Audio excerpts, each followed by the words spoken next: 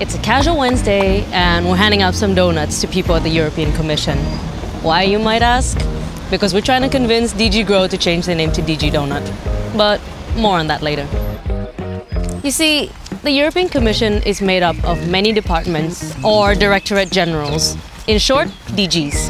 DG Grow is Commission's very own dedicated function to ensure non-stop economic growth within the Union, even at the expense of people and planet. Oh, sorry, are you looking for DG Doughnut? But wait, why do we want to change the name to DG Doughnut? Thank you. The Doughnut Economy is a concept developed by economist Kate Raworth to represent an economic model that is more considerate and delicious with respect to social and planetary boundaries. We frankly prefer this because of all the lovely ingredients it contains. Let's add some social foundation. And also important, the ecological aspect. And all you have to do is mix, mix, mix to get a beautiful doughnut economy. But wait a minute, are we sure this is a good idea?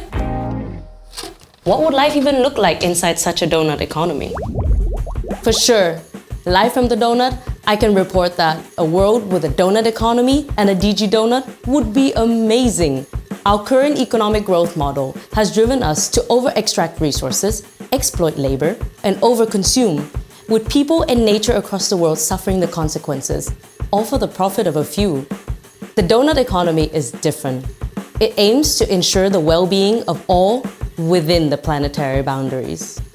If that's not a great idea, I do not know what is. So what's the plan?